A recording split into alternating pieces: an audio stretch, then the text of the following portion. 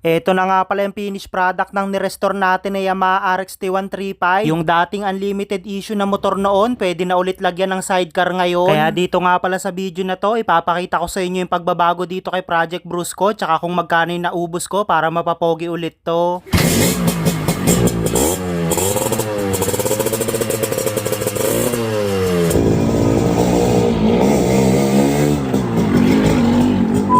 Bali, ito na nga pala yung day 12 ng offline papogi nito ni Project Brusco. Noong nakaraang video kasi, hindi pa talaga natin siya tuluyang natapos dahil may mga ilan pa tayong pyesang hinabol na maisalpak. At isa nga pala dyan itong front emblem, yung luma na kasi sinalpak natin dito nung nakaraang video kaso hindi ganun kabagay. Buti na lang medyo mabilis to na asikaso nung nagbebenta kaya naiabol pa natin dito sa final video nito ni Brusco. Kaya nung naipwesto ko na nga pala dito sa bracket, inilagay ko na nga rin pala yung screw niyan para siguradong hindi matanggal lalo kapag tumakbo na to. Tapos ibinato na nga pala sa akin yung sunod na pyesa na isasalpak natin. Bali, isa nga pala to sa inabol natin, itong kickstarter. Inisprayan ko nga muna pala ng lubricant yan para siguradong smooth yung pagkakapasok dito sa spline. Kaya nung nakita kong maayos na yung pagkakasalpak, sa ako pinwersa pa loob. Tapos ikinabit ko na nga rin pala yung tornilyo dito sa ilalim, hinigpitan ko lang maigi para ready na mamayang sipaan. Kaya ibinato na nga pala sa akin yung sunod na pyesa na isasalpak natin. Bali, upuan naman to. Dahil all stock lang din naman yung pagkakabuo natin dito kay Project Brusco, kaya makapal na upuan din yung gagamitin ko. Bali, una ko nga palang pinakagat yung dalawang ngipin yan dun sa may batalya, saka ako nilapat dito sa may bandang likod. Tapos meron nga pala tayong ilalagay na dalawang nut dito sa magkabila ang gilid. Dito naman yung magsisilbing lock nitong upuan para siguradong hindi gumalaw. Hindi ko rin ganun kakabisado tong motor na to, kaya karamihan talaga ng mga pyesang sinalpak ko puro kapaan pa. At dahil nga last day na nga pala to ni Project Brusco, kailangan i-test drive na natin mamaya, kaya nilagyan ko na nga pala ng gasolina tong tangke. Dahil medyo marami na rin lamok dito sa garahe, tamang tama to si Project Brusco, bobombahin talaga natin yan ng usok mamaya. Bali, medyo matagal-tagal na rin to nandito sa garahe kaya inalikabukan na, kaya nilinis ko na muna bago ko ipapakita sa inyo na malapitan yung mga pyesang sinalpak natin. Kaya nang nalinis na nga pala natin, ito na yung time para mag soundcheck naman tayo ng makina at saka ng tambutso.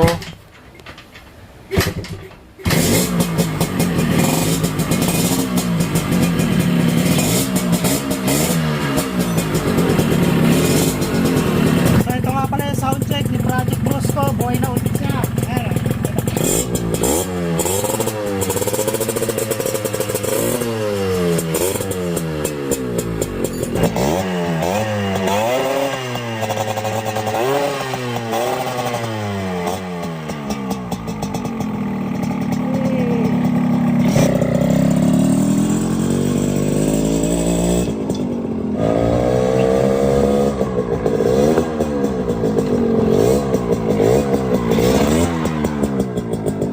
At sa dami nga pala ng nabuo kong project bike, nag-iisa lang to si Project Brusco na umabot ng day 12. Literal na hindi talaga biro bumuo ng motor, lalo na sa mga ganitong klaseng unit. Dahil hindi lang talaga sa budget mapapalaban, pati na rin sa tiyagaan na maghanap ng pyesang isasalpak dito.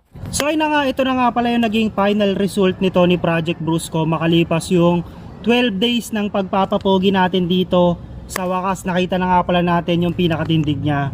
So yung ginawa nga pala natin dito, halos balik all stock lang kung mapapansin nyo. Ayan, nagkabit tayo ng malaking gulong sa harapan tsaka sa likuran. Tapos pagdating sa kulay niya, ayan, binalik lang din natin yung pagiging color red niya para wala masyadong halos magbago sa kanya except dito sa pagiging pogi niya. Yung mga gauge, ito ginamit pa rin natin yung luma, at least kahit papano original pa rin. And then sa kulay, ayan, presentable kasi pinasalang natin kay AB Custom powder coating yung mga hub at saka itong mga front shock, tapos itong gas tank. So yun, sa mga nagtatanong nga pala kung magkano yung naubos natin dito kay Project Brusco para ma-restore natin to. So sa compute ko nga pala ngayon, umabot tayo ng halos 58,000 pesos. So sa ganun lang magre-range para makapagpapogi ulit kayo ng napabayaan na Yamaha RXT.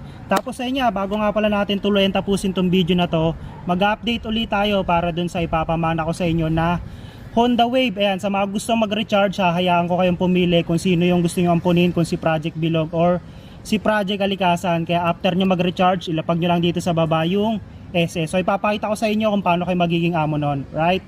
So ito nga pala sinasabi ko sa inyo kanina na laro na dapat mag-register kayo tapos mag-top up kayo para nga magkaroon kayo ng chance na makapili dun sa ipapamana ko sa inyong Wave. So ito na yung makikita nyo pwede nyong laruin dito sa Diamond Game. Ayan, pero disclaimer ha, ito bawal na bawal sa minor at libangan lang. Sa mga magtatanong kung paano kayo maglalagay ng pondo rito, basic lang din. Click mo lang tong wallet. Yan, pili ka lang dyan. Kahit 100 lang itap up mo, okay na yan. Magkakaroon ka na ng chance na manalo ng wave. At ito nga pala yung madalas na nilalaro ko rito, itong Dragon versus Tiger. Ito basic lang tumaya rito, pipili ka lang sa baba, pwedeng barya. Subok tayo ng 5 piso dito sa Dragon. Real time yan kapag mas mataas na baraha tong Dragon, itong tinayaan natin. Dito papasok sa gold coins natin. Yan yung pwede nyong i-out dito sa laro. So ayan na, 8 tsaka 9. So mas mataas ng isang numero yung Tiger, kaya talo tayo ng 5 piso. So yun nga, kung medyo malaki na nga pala yung pinanalo nyo ngayong araw, syempre pinakamaganda dyan ay i-withdraw nyo na, click nyo lang to, tapos dito may lalagay kung magkano yung gusto mong i-out sa game.